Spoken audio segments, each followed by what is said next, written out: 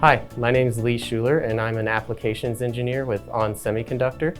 Today I will be showing you how our eFuses can be used in industrial applications. This demo showcases several of our eFuses, the NIS5020, NIS5020, and NIS5021. The NIS5461 is a 24-volt eFuse and will be compared to a PTC for protection of a main power rail, while the 12-volt NIS5020 and NIS5021 show how the eFuses can be both used for relay replacement and as an overcurrent protection device for motors. Our eFuses have inbuilt protection features, fault reporting capabilities, diagnostics, and controlled output slew, ensuring unconditional safety for the system.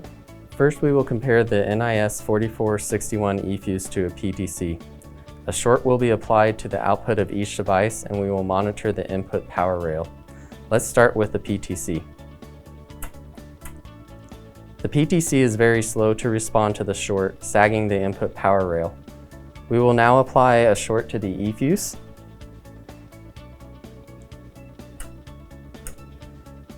The eFuse is very quick to respond, which maintains the input power rail for any other loads tied to it.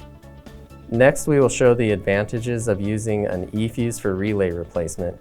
In this demo, we have 4 relays and 4 NIS5021 eFuses, which drive the 12-volt pulse jet solenoids. First, we will show the relays driving the solenoids, then we will show the eFuses.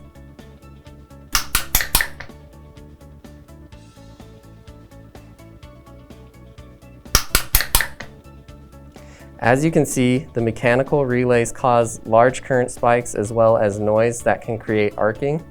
The eFuse, on the other hand, has a controlled slew rate which allows the eFuse to turn on and off very smoothly while ensuring a safe operating area with inbuilt protection features. The NIS5021 eFuse can be used for overcurrent protection in motor applications. We will show an overcurrent event with the motor by completely jamming the motor.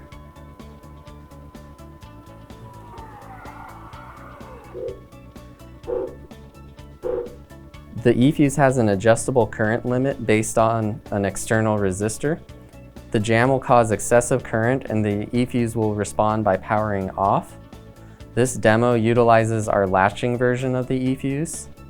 The NIS5X2X family of eFuses also comes in an auto retry variant, which will continuously check to see if the fault load condition has changed from the event that triggered it. We will now unjam the motor. Once the fault is cleared, a command can be sent back to the eFuse to restart the motor.